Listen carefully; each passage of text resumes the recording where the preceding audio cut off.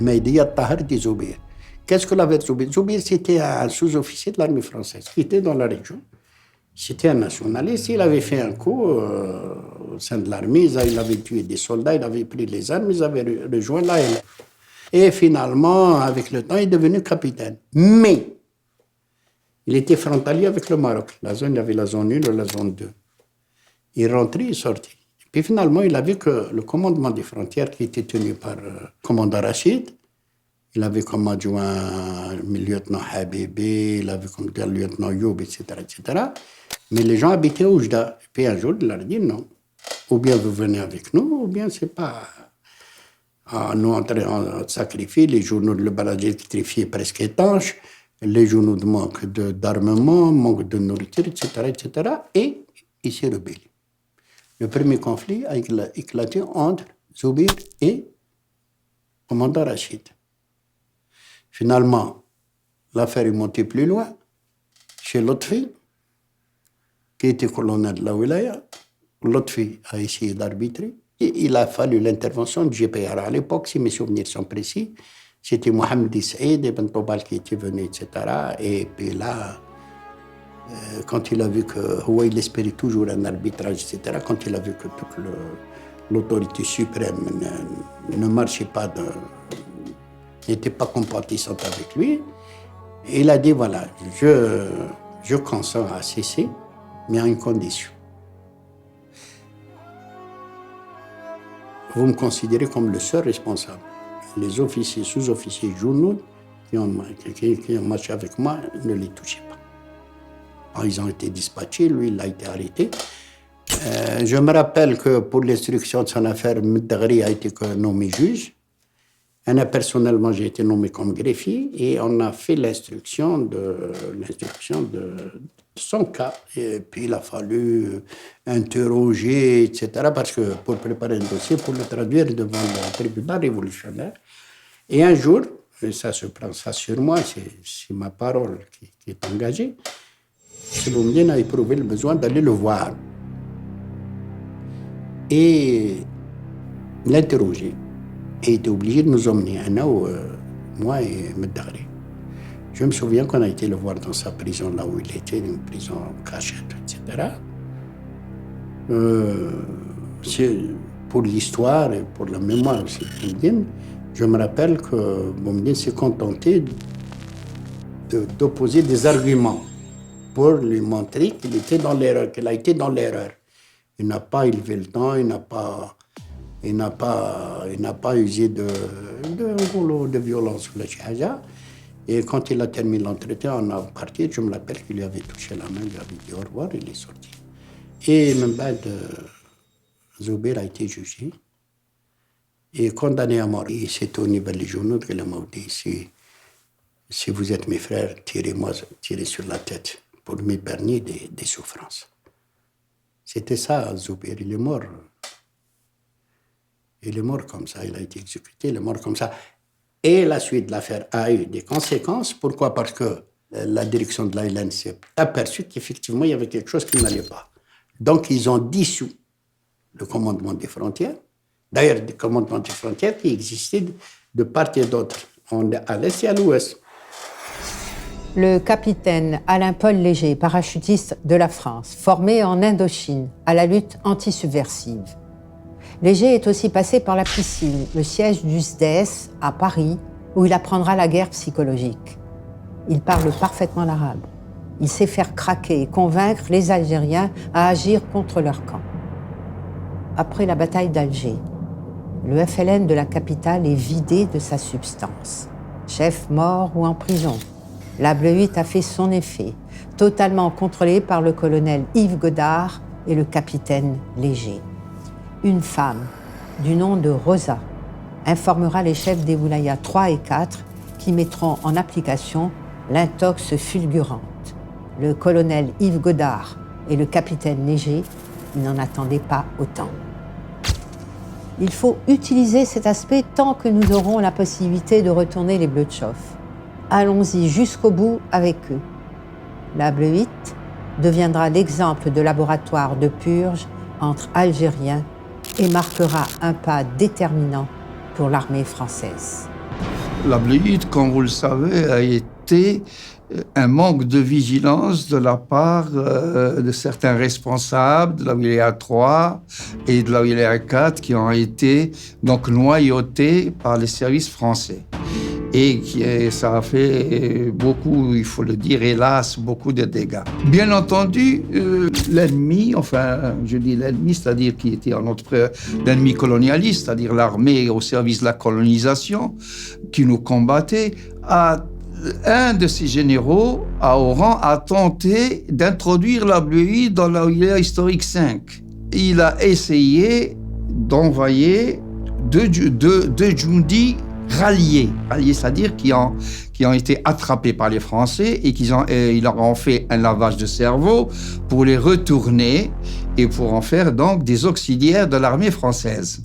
Ce général a eu l'idée donc d'envoyer, soi-disant, une lettre au commandant Rachid. Et cette lettre a été transmise directement au colonel Lotfi, qui dirigeait à cette époque-là la wilaya 5.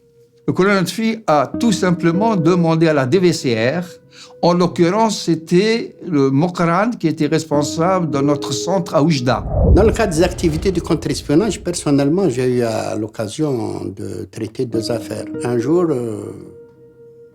où la situation paraissait normale, je reçois une convocation me disant de me présenter immédiatement chez le colonel Lotfi. Je suis parti. Il m'a remis une lettre, il m'a dit « lis ». C'était un général français qui adressait la lettre au commandant Rachid. Si mes souvenirs sont précis, lui dit que je suis heureux, content de la collaboration, de ce que tu nous as avancé, etc., etc. Nous allons continuer sur cette voie et viendra le temps où nous nous rencontrerons et vous serez récompensés. L'autre fille me dit, voilà, il y a deux genoux de qui arrêtés aux frontières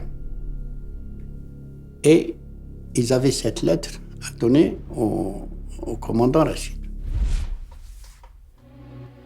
Il lui prend ton temps, ne t'éternise pas trop, tu reviens avec une réponse oui ou non. C'est un cas de conscience.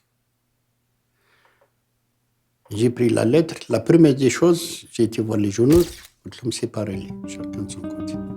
Et effectivement, que s'est-il passé? Les Français, pour attirer l'attention justement sur cette lettre et sur les journaux, ils ont fait une opération avec hélicoptère diversion à la frontière. C'était des journaux qui étaient prisonniers.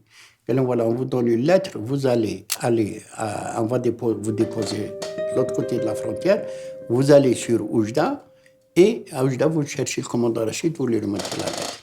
Sachant pertinemment que la frontière était gardée, il y avait des unités TANA, ils allaient les intercepter. Effectivement, ce qui s'est passé, ils les ont interceptés, ils ont trouvé la lettre, donc la lettre est parvenue à un de l'autre fille m'a posé le problème, donne-moi la réponse, essaie de faire ton enquête, et je veux une réponse claire, nette, précise. Il n'y a pas de... Le commandant Rachid sera mis à l'écart, il se coupe pas parce que le commandant Rachid tourne, il s'apercevait de quelque chose, mais il avait peur du commandant Rachid. J'ai isolé les deux journaux, je les ai interrogés séparément. Donc, au moins ils étaient de bonne foi, on les avait chargés, ils étaient convaincus que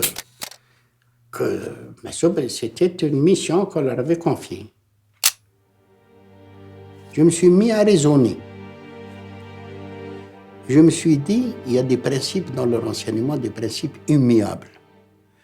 Quand on a un agent de cet acabit et de cette importance, en matière de renseignement, on le préserve. Or, la façon dont ils se sont comportés, c'était pour le désigner d'attirer notre attention sur lui. Donc, c'est louche. Quelle est ta conclusion? Rachid est innocent. Je lui ai expliqué pourquoi. Pour la simple raison que Rachid habite Oujda. Qu'à Oujda, il y a un consulat français. Il est très facile d'envoyer un agent à Oujda parmi la population. Il passe inaperçu. Le fait, la méthode qui a été employée d'envoyer les 2 journaux, c'était pour attirer notre attention et tomber dans le piège. C'était pour nous pousser à torturer Rachid. Comment un traître pouvait paralyser 10 tribus, toute une région. C'est comme si vous mettez quelque chose de contaminé dans une réserve de blé, une graine, en 3 ou 4 mois va vous faire perdre toute la réserve de plusieurs années de grains. J'ai été chez les fermiers, oui, c'est parce que j'ai été chômeur. Ensuite, il y avait de l'injustice. Ouais. Il y avait de l'injustice. Ouais. On prenait un type dans le tas, ouais. Ramassé, des musulmans qui étaient ramassés, ouais. Et il passait à la chuchote sans que celui-ci n'ait rien fait. Rien fait, d'accord, oui. Alors, c'était de la misère. Donc c'est pour ça que tu es parti au Maki. C'est exactement ça. Bon, est-ce que tu es parti au Maki comme ça ou tu étais heureux de partir au Maki? J'étais heureux de partir au Maki. Et quelle est la raison qui t'a fait revenir ici au commando? Parce que il y avait plus d'injustice au Maki. Il y avait plus de misère au Maki. Et c'était nous-mêmes la misère. Je suis avec eux depuis longtemps, pendant 7 mois, tous les jours. Il n'y a pas de doute, la guerre pour eux c'est la misère. Hein. La misère énorme, la misère dans les doigts, la misère partout. Quoi. Le Félous qui vient, qui prélève 1000 balles. Le soldat français qui fait pas gaffe, qui vient, qui leur pique 3-4 moutons. Il n'y a pas de doute, la guerre pour eux c'est la misère. Le Félous qui vient, qui prélève 1000 balles. Le soldat français qui fait pas gaffe, qui vient, qui leur pique 3-4 moutons. Ah, je vais vous en présenter un autre là. Atig Khalifa, le gars de la Katiba 3. Katiba 3 a pris la veille au soir sur le champ de bataille, le lendemain matin, on lui change l'arme, on change la tenue en avant. On lui change l'arme, on change la tenue en avant. On lui change l'arme.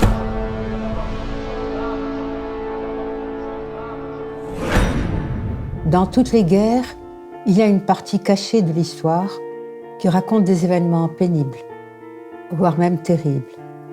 C'est l'histoire de la trahison et de l'ignorance. Il n'y a pas assez de mots pour résumer la guerre. La colonisation a essayé, tant bien que mal, de tuer l'âme des Algériens, du Maghreb et de l'Afrique tout entière. Il y eut une résistance secrète et des gens de grande valeur. Cette image, c'est l'histoire d'une jeune femme violée, parmi tant d'autres, dans un village en Algérie. Elle devait avoir entre 16 et 19 ans. Victime de l'horreur de la guerre, cela reste un acte non résolu à ce jour et cela a marqué plusieurs générations. C'est l'histoire de la Wilaya 4. Parce que l'histoire de la Bleuite, de la Wilaya 3, s'est propagée. L'affaire est arrivée à la Wilaya 4 et un jour, on apprend, la DVCR apprend qu'il y a quelqu'un qui s'est échappé, qui a été recueilli par les Français et qui était originaire d'Oujda et qui s'appelait Blel, que je ne connaissais pas. On a fait une enquête, j'ai contacté son père. Je l'ai interrogé, il dit oui, il est à l'Asnam, je crois, il était chez les militaires, fait l'Asnam recueilli, etc. On lui avait permis, comme ils avaient vu qu'ils étaient un intellectuel, un universitaire, etc., ils lui avaient donné quelques libertés, ils lui ont permis de contacter son père. قلت له تي كونتاكت معاه وكاع قال لي واه قلت له يفو لو فير فونير عندك لا فوتو تاعك قال لي واه قلت له قول لولدك قال لي ودي moi j'ai peur de la Hollande, j'ai peur qu'on me tue, etc., mais je veux voir mon père à Paris. Ils vont l'autoriser à venir à Paris, tu prends un passeport marocain, puisque tu as la photo, le passeport, وجيبها لنا. C'est ce qui a été fait. Et je me suis trouvé avec Blel, qui est devenu mon ami par la suite. Wallah, je trouve que c'était affreux, le ventre qu'il avait. Le ventre en marmelade. Et là, il m'a commencé à me raconter son histoire. Il dit, moi, j'étais chef de réseau de transmission de la Wilaya 3. Il y avait c'est Bouhara, c'est Bougra, ou Jemaah, colonel qui est l'actuel, etc. قال لي on vivait en famille, la fraternité, la Hélène, etc., etc. قال لي puis un jour قال لي جا واحد الخابط بالله عليه قال لي moi je crois que c'était une plaisanterie بالله عليا في بيت قال لي bout d'une heure, je commençais à taper à la porte. La plaisanterie a assez duré. Libérez-moi. قال لها انت libéré هذا الخبيث ولا كيسموه قال لي من بعد داوني il t'attache la torture de l'hélicoptère, les pieds, les mains, le ventre bombé, t'es suspendu et on te brûle le ventre avec de la paille, etc. قال لي alors à ce moment-là tu dénonces ton père, ta mère, ta soeur, tous les noms qui te viennent à la tête tu les dénonces. قال لي غير pour faire cesser la douleur. Et quand ils l'ont emmené pour l'exécuter, parce que ça se termine toujours par une exécution, ils sont tombés sur une embuscade de l'armée française. Ils se sont éparpillés, l'armée française l'a ramassé dehors. Et c'est comme ça qu'il est tombé en bas de la suite, on l'a récupéré, etc. Genève, 11h du matin, mois de mars. Le ministère de l'Armement et du Ravitaillement général est actif au sein du GPRA. Mansour Boudaoud découvre malencontreusement, après consultation avec Mahmoud Cherif, la fuite de documents et des informations pour le compte des services du SDES. Les services de la vigilance et du contre-renseignement algérien le savaient. Ils avaient averti quelques jours auparavant nos membres du GPRA que des va-et-vient d'agents français à Genève existaient dans un hôtel trop fréquent. L'homme prend la fuite pour la Tunisie, avec un véhicule du consulat de France. Il est rattrapé à l'intérieur du pays. Il devait donner la liste de toute la sécurité des membres du GPRA, les lieux où vivaient les chefs, remettre les dossiers du pétrole et les nouvelles perspectives du GPRA, ainsi tous les intérêts de l'organisation des Algériens au Maroc, en Libye, en Tunisie et dans le monde.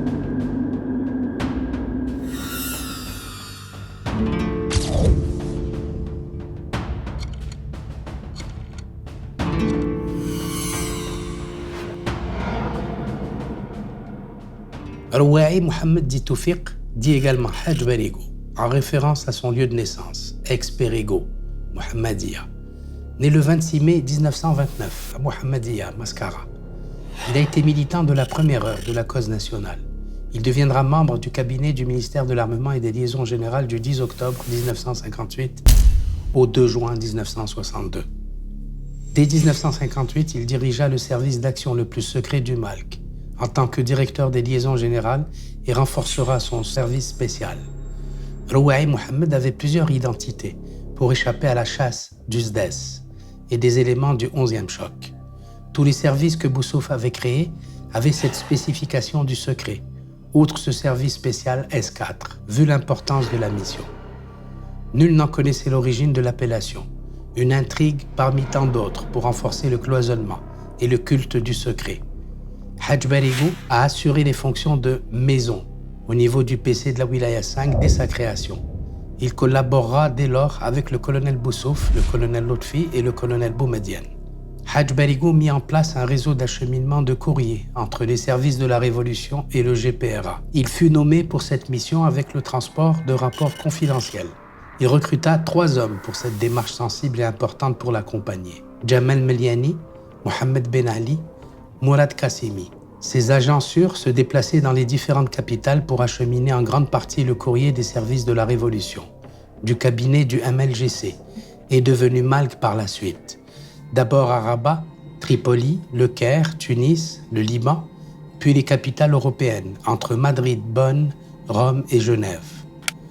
Durant les crimes que commettra l'OAS vis-à-vis de la population, la DLG eut la mission urgente à consolider des rapports étroits avec les services de la DVCR, puis de la DDR, où la collaboration fut nécessaire pour contrecarrer les derniers instants de la 4e République sur le sol algérien.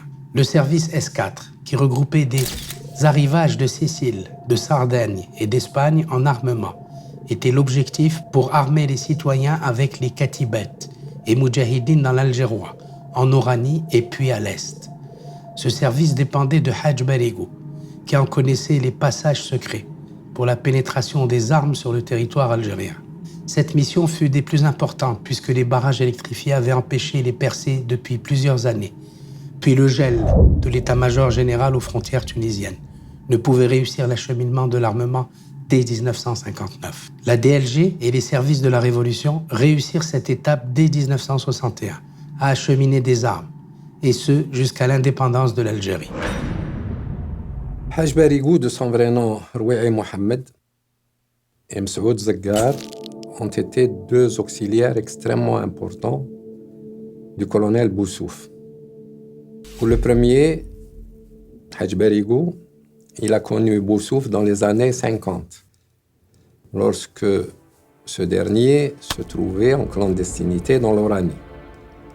Haj Barigou, qui était un mandataire en fruits et légumes, disposait d'une flotte de camions qui servaient au transport de fruits et légumes, et c'est lui qui transportait aussi bien Boussouf que l'Arbi Ben Mehdi d'une ville à l'autre en Oranie, où ils étaient en clandestinité, n'étaient pratiquement pas connus.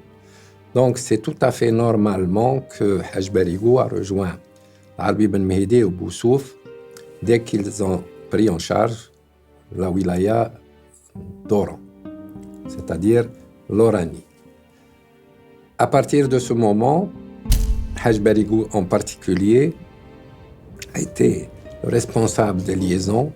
C'était lui également qui avait favorisé pour le colonel Boussouf l'apport et la collaboration d'un très grand nombre d'Algériens résidant au Maroc, notamment dans les milieux de Casablanca, où se passait l'essentiel du commerce entre l'Algérie et le Maroc en matière de fruits, ainsi qu'il a connu ceux qui également participeront dans le domaine du soutien logistique à des personnes telles que Mrahi, Balasco, etc.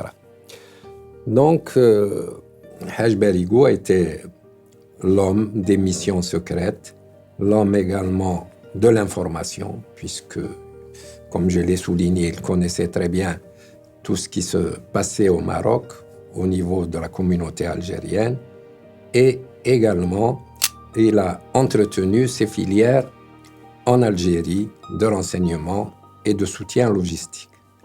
Msaoud Zeggar est passé par un autre circuit. Msaoud Zeggar, qui était arrivé d'Alma à Oran, début des années 50 également, où il avait d'abord un commerce privé.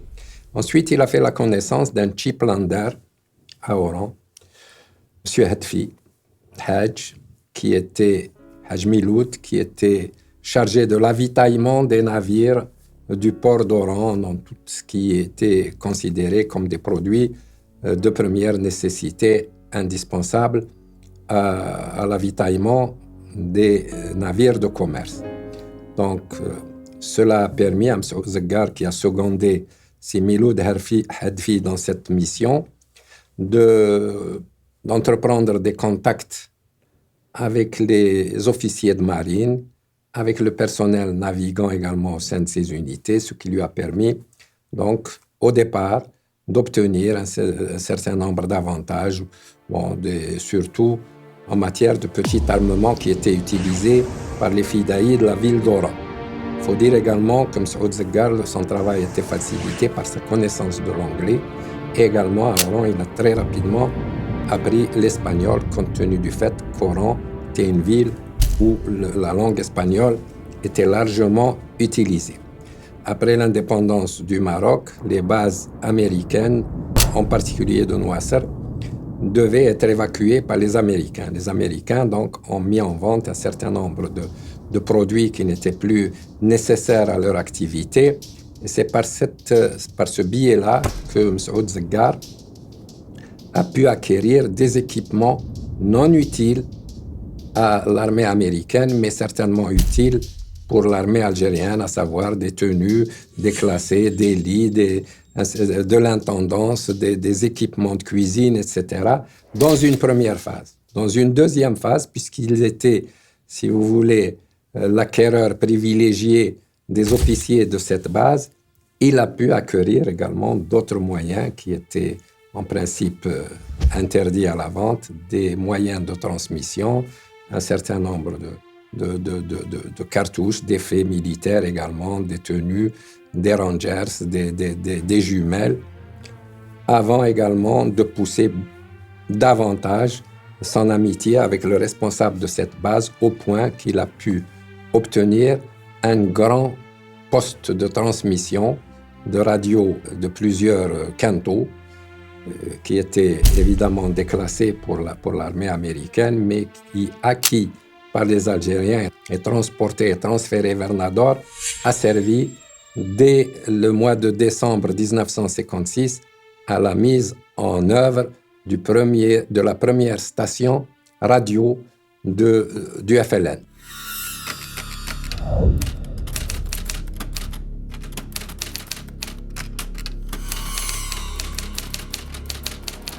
Boussouf avait le monopole du renseignement sur l'ensemble du territoire national.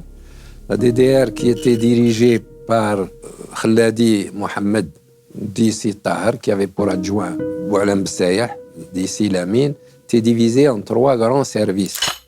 Service opérationnel dirigé par Khazdi Merbah, opéré, comme son nom l'indique, au niveau des frontières, au plus près des frontières.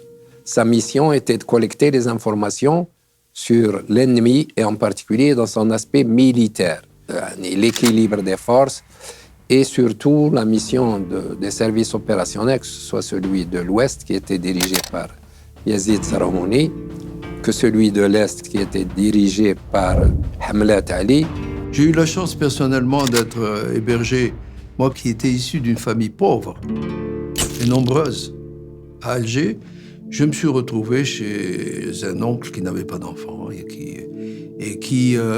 dans lequel je me suis épanoui totalement. Et je n'en veux pour preuve que moi qui avait débarqué donc chez lui à sa demande à l'âge de 12 ans avec un certificat d'études primaires, qui était déjà quelque chose d'important pour un Algérien en Algérie d'aboutir à ce diplôme. Donc j'étais considéré dans la famille comme quelqu'un de très instruit. Bref, je suis arrivé là-bas et j'ai bénéficié de certains privilèges dus au rang social.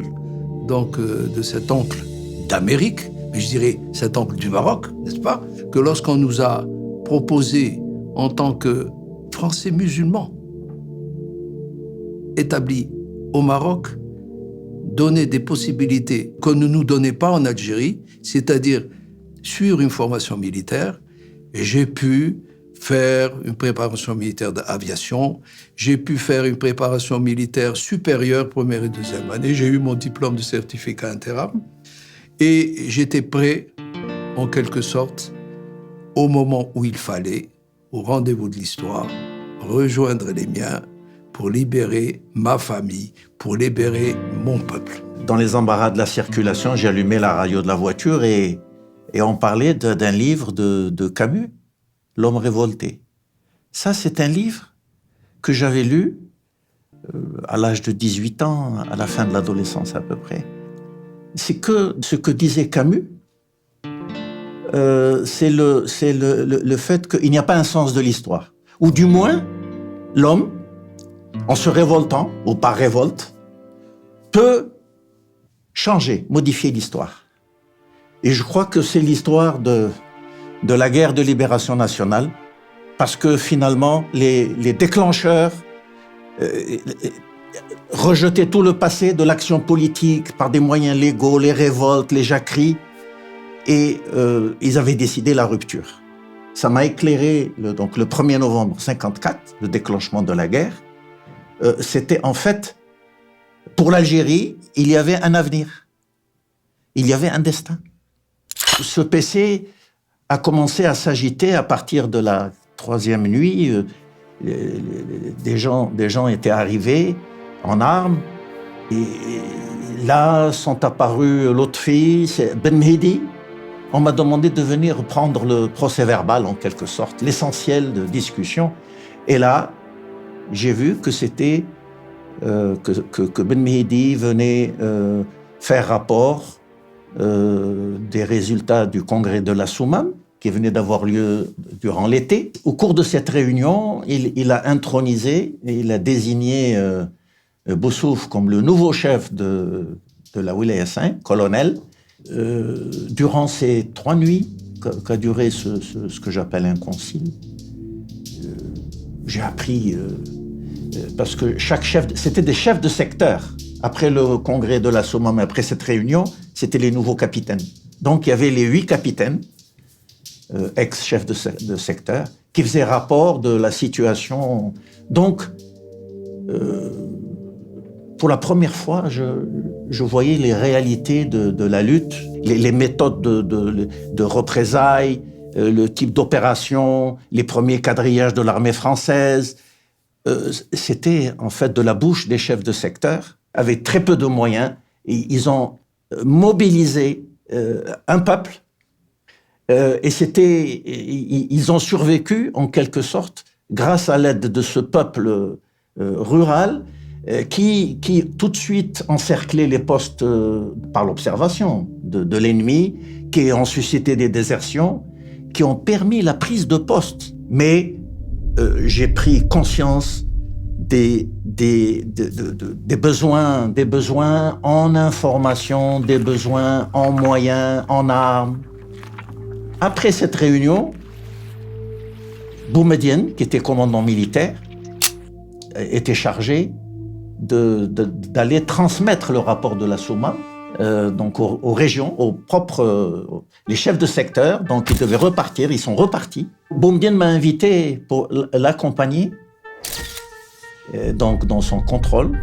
Et là, c'est tout un périple qui allait durer 8 mois. Puisqu'on est parti début janvier, on a traversé, il y avait les premiers éléments du barrage, et nous sommes entrés dans la zone 1. Et donc, ces marches m'ont fait penser à la stratégie de la mouche, en ce sens qu'il fallait se déplacer tout le temps, parce qu'il y avait forcément, l'information pouvait arriver à l'ennemi, et quand l'ennemi essayait de nous positionner, c'était trop tard, on était déjà ailleurs. J'ai vu l'effort des Français en réponse à la décision de rupture que signifiait le 1er novembre 1954. C'était l'effort intense que faisaient les Français par une nouvelle structure qui venait s'ajouter au quadrillage, qui venait s'ajouter aux opérations de représailles. C'était la politique des officiers SAS. C'était l'élite française. Les officiers SAS étaient des rappelés, donc d'un certain âge. Mais c'était tous, ils venaient pratiquement tous des promotions de Saint-Cyr. C'était une mission aussi impossible que le déclenchement du 1er novembre. C'est comment répondre à cette entreprise gigantesque d'emprisonnement, de déracinement du peuple algérien. Tout ça pour étouffer la rébellion. Comme l'avait promis Mitterrand, il avait déclaré, c'est connu, il faut étouffer la rébellion dans l'œuf. Boumedienne m'a invité de l'accompagner au Caire. Je l'ai accompagné au Caire. On a pris l'avion, donc Rome. Et nous étions au Caire, donc, et là, soudain, Boumedienne me demande, il avait fait son rapport sans doute au CCE, puisqu'il était convoqué par le CCE. Là, le CCE devait le nommer colonel de la Wilaya Sek, parce que Boussouf devenait membre du CCE. Et là, on m'a demandé, Boumedienne et Boussouf m'ont demandé de faire un rapport sur cette menace des officiers SAS et services administratifs spéciaux.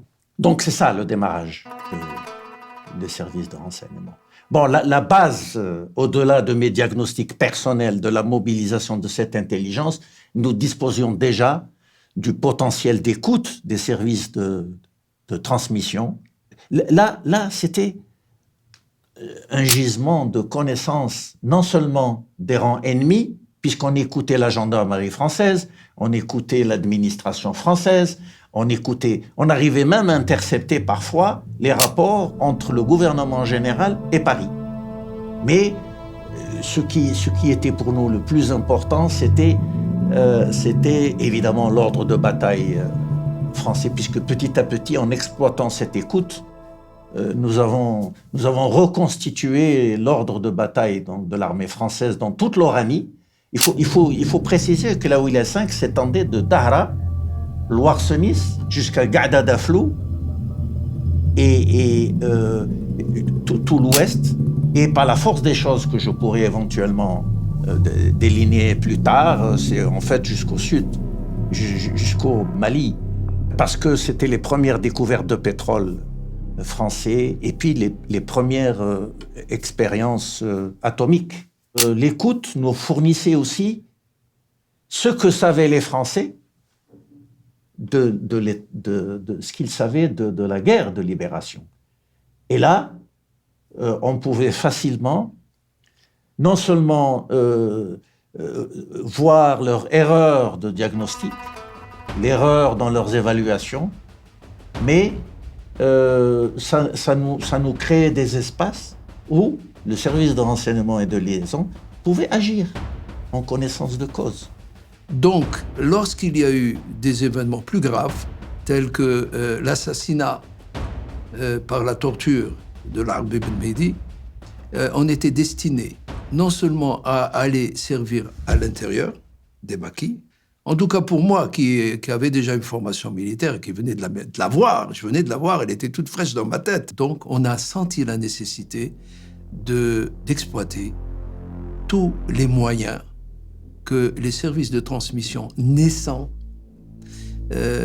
au niveau de la Wilaya 5, tous les bienfaits qu'il nous apportait en matière de documentation. Donc, il y a eu tout de suite la création au niveau du commandement général de la Wilaya d'Oran, de la DVCR, la division de vigilance et contre-renseignement. Il est clair qu'une armée qui ne se protège pas n'est pas une armée qui peut survivre. Et créer également la direction de la documentation et recherche. On m'a désigné pour servir au sein de la section militaire générale. Et je m'occupais plus spécialement, moi qui connaissais les moyens de l'ennemi, je m'occupais de la section matérielle et du combat. La DDR, autrement dit la Direction de la documentation et recherche, est une structure de renseignement qui vise la connaissance de l'ennemi sur le plan politique, sur le plan diplomatique, sur le plan économique, et notamment sur le plan militaire. Parce que pour mener une guerre contre un ennemi, il faut connaître sa structure militaire, il faut connaître les points forts de ses unités militaires, de son commandement, de sa stratégie, de ses équipements et du moral également de cette armée auquel l'ALN faisait face. Donc c'est un travail extrêmement complexe qui était mené tous azimuts, aussi bien à l'intérieur de l'Algérie qu'au niveau des frontières, qu'au niveau de l'Europe et au cœur même de l'État français. Des résultats extrêmement importants ont été obtenus par un très grand nombre de réseaux, un réseau d'abord d'amitié qui a été exploité, puis un réseau également de professionnels qui fournissaient des renseignements concernant la poursuite de la lutte de libération. La DDR, parmi les acquis qu'elle a obtenus, c'est qu'elle a pu donc reconstituer l'ordre de bataille de l'armée française à l'intérieur et en particulier aux barrages, aux frontières, puisqu'il y avait des barrages extrêmement lourds et difficiles et complexes. Donc la DDR a pu obtenir beaucoup de renseignements sur ces barrages qui ont été exploités par les unités qui étaient en charge de la traversée de ces barrages pour faire transiter des armements vers l'intérieur du pays. Maintenant, comment isoler l'armée de libération à travers ces convois d'acheminement d'armes des frontières? Eh bien, par la construction d'un barrage. D'un barrage qui n'est pas un barrage frontalier, qui n'est pas un barrage tel que nous le connaissons à travers l'histoire, et enseigné d'ailleurs par Clausewitz, et vécu dans les guerres mondiales à travers la ligne Maginot, la ligne Siegfried, beaucoup plus récemment de nous, la ligne Bar-Lev en Égypte.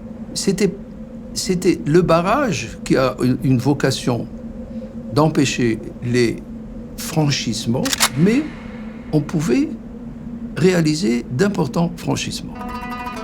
Seulement, nous n'avons pas, en quelque sorte, nous ne l'avons pas fait pour la simple raison qu'on aurait eu des pertes importantes. Les Français en ont tenu compte.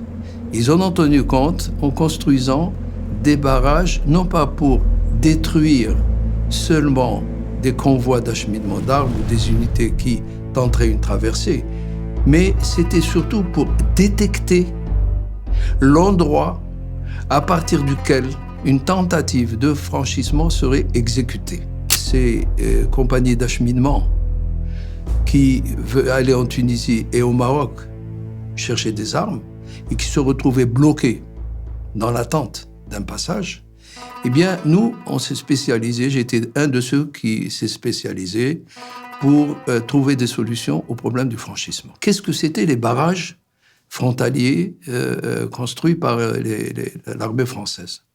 Le fait de savoir, l'information qui nous était parvenue, c'était de savoir que le colonel Dur, l'adjoint du génie militaire français, faisait une expérience de la côte maritime ouest jusqu'à hauteur de la ville d'Oujda.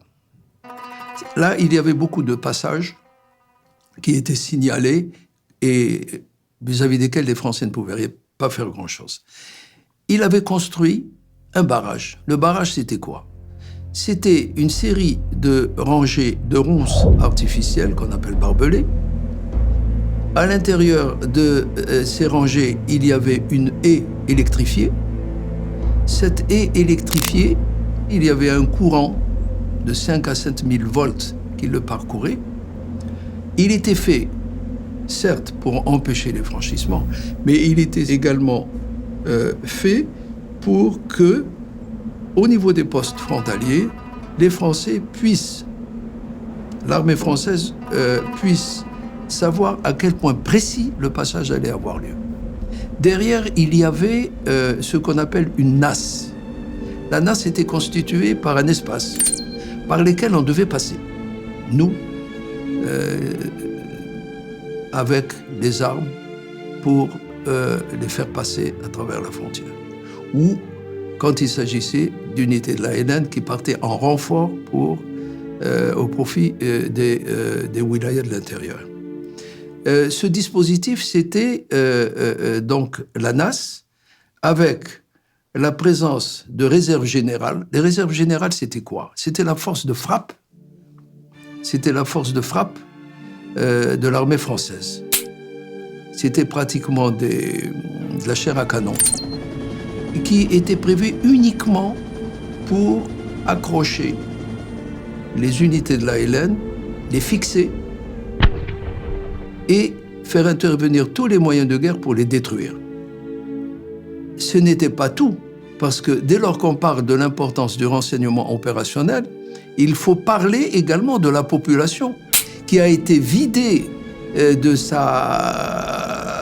son terrain de pacage, de sa terre agricole pour être cantonnée dans des zones, dans des centres de regroupement dans lesquels les unités de la LN devaient tomber. Et il a été établi que, de manière très mathématique, qu'il fallait 10 à 12 heures de présence d'unités de la LN dans la zone du barrage pour que le contact dans les NAS puisse s'établir avec les unités de réserve générale. Donc l'ennemi, pour nous, était vivace, était omniprésent, aussi bien en Algérie le long de la frontière, avec ses unités opérationnelles, qu'avec ses unités qui étaient le long de la frontière algérienne. Peu de gens se souviennent de cela. Alors, j'ai été là-bas et j'ai vu. Ce que j'ai vu m'a impressionné. Et j'ai compris à travers tous les recoupements d'informations qu'on recevait de l'intérieur comme de l'extérieur par plusieurs sources, qu'il y avait par exemple 3 mines au mètre carré tout le long de ce barrage fortifié. 3 mines, une métallique, bondissante, l'antipersonnel QM1, qui explosait à 1,5 mètre du sol et qui, avec ces débris métalliques, allait tuer des tas de gens. C'était des mines anti-groupes. Il y avait des mines encriées en plastique, destinées à couper peut-être un peu un pied pour immobiliser la personne. Le barrage, c'était pas un mur, c'était pas un simple mur de béton comme on peut l'imaginer. C'était une série de haies quasi infranchissables, non seulement de barbelés, mais c'était des centaines de milliers de mines de toutes sortes qui explosaient parce qu'on tirait la mine. Et évidemment, chaque fois qu'on franchissait ces lignes et que l'alerte était donnée électrique, déjà à l'époque électronique en quelque sorte, donc c'était un barrage de tir, la sortie d'un convoi blindé, un barrage d'artillerie, j'entends. Donc 3 mètres carrés, 3 mines au mètre carré, ça vous donne déjà une idée de ce que c'est. Et au fur et à mesure qu'on avançait dans ce travail, j'ai rendu compte au colonel Boussouf qui était venu nous rendre visite. Et là, j'ai été impressionné par sa déclaration. Devant un auditoire composé de mes collègues, j'ai fait part de mes préoccupations. Que me répondit-il? Et là, par la suite, bien plus tard, j'ai compris que c'était pour nous apaiser, qu'on ne pouvait rien faire contre l'édification de ce barrage.